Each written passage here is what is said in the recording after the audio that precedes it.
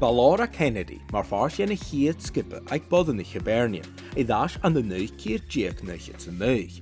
Agus háise chi amach an na ball cosche san nun dóid I imig che eile ag an am of a sin. It probably started, I've got two big brothers, so just probably kicking the ball about many years ago, and then just from then on got a passion to play. There wasn't very many opportunities at that point, so that was maybe about probably 30 plus years ago, to be honest. So there wasn't many girls that were out playing. So yeah, that's where it all began for me. There certainly wasn't any options to go and play like to join a club or girls or anything like that. I don't know. I think I had to play amongst the boys originally, and it all kind of. I got asked by one of the school coaches to attend a boys' trial, and then from there on, it kind of went from me being one of the first girls to play in a mixed team at a school level, and then the things started to open up. I think there was ladies' teams out there, but there wasn't for younger. I was in primary school at the time, so it wasn't that. I think there was maybe a ladies' team, but there was no academies or anything, so it was quite difficult to get into it. Ha Kennedy union a chluicheadair a surfach a dhaibh chluich de hibs. A búnachach tíocht de la líg 3 túrsan, cúchba líg 3 túrsan, agus cúchba na halpa 5 túrsan. Hadar the dríoch iad fat. To be honest, I think now looking back at the history, it's phenomenal, I guess, what we've achieved. But at the time, we were just Hibs ladies going about our business. I was very fortunate to play in an extremely good team with talented players. So yeah, I think we just had a really good passion. There was, I think it was a good group of girls, and it was extremely different from then. We wore X strips of the males team. We didn't have fitted ladies. We didn't get track suits. We played on any pitch that we could play at the time. We ended up playing our home games at Royston down at St Mark's Park. That was kind of a turning point for us, because Oliver's got involved with some sponsorship, and we kicked on from there. But the successful part of it didn't come naturally. There was a lot of hard work that went into it. But when we started to dominate in the women's game, we obviously did for a long period.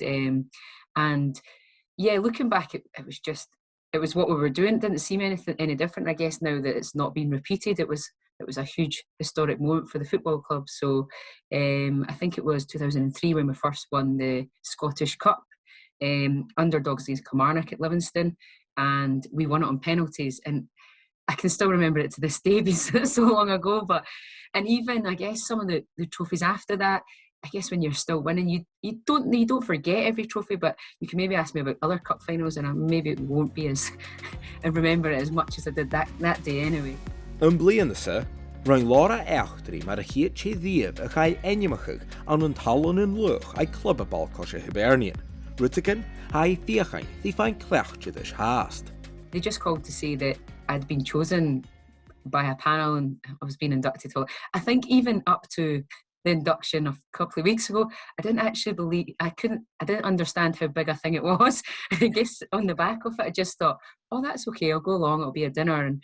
And even at the time in 2020, and then it went away and then I got an email about maybe just at the start of March to say that it was going ahead. And just, we weren't allowed to say anything as before. It was a surprise, family and friends inviting us along. And even up to that evening, I still didn't understand how big a deal it was. And then, yeah, I certainly did on the night. I guess the nerves kicked in and hit home when I seen everybody and all the setup and whatnot as well. So yeah, I actually had to, the night before, I was thinking, I'm going to get interviewed at this. I might want to look back and see exactly what it is that I've won and played in. So I made a note on my phone and I was like, wow, that's quite a read-in. But yeah, I think the Champions League, and it does. I think the first Champions League, we were very, very narrow, that we nearly came out the league and qualified. And then the second time that I think we hosted it the second time. And then the third time actually was in Zante for my mum's 50th birthday. And I flew from Greece to where it was being held to play. And yeah, playing for your club at that level is phenomenal. I think because you've got the bond of the team and going and travel and be able to do that as part of a team. It certainly is up there with the best experience that I've ever had. And memorable wise, absolutely. I think as well, when looking back now and reflecting, I think there was a season that we scored over 100 goals and barely conceded. And I think at the time, again, you don't really reflect on that because it was Hibs ladies, and that's what we did. We just won and we kept on winning trophies. And I think I have been reflecting on the last couple of weeks, certainly. Get nach élí nach chluicheadair ag club tuilleach.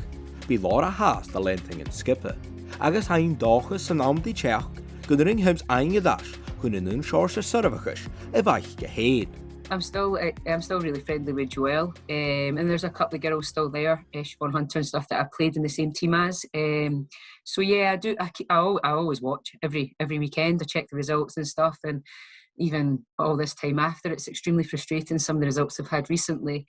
They are in a transition period, and I think it's difficult for me to put into perspective when I played and when they played, because it was a two-team league. It certainly was. Towards the end, it wasn't. You had Celtic and Rangers were definitely up there competing, but as the large part of my career, it certainly was ourselves in Glasgow City that competed for most trophies. But I think the transition is going to happen, and I think Hibs need to now, the football club needs to back the ladies if they want to move them forward and they want to be back up there winning trophies, because they've definitely got the personnel to do it and they can compete. But it must be very frustrating for the players, that especially like Joelle, that have been there in long service and losing games where they shouldn't be losing. But it just shows you that other teams are investing and want to get there. I do hope that the football club do back the ladies and they do get whatever contracts are welcome to them. And it's certainly the ladies' game should be a bigger welcome to spectators and people, just bringing in the younger girls. And it's such a big thing at youth level and schools and just like that. So they need a point of where they want to aim towards. And at the minute, it seems a bit like, well, the best thing to do is maybe to move down to England, and you don't want that. You want to keep your best players in your country. So I do hope that. I hope the transition works, and especially for the football club itself.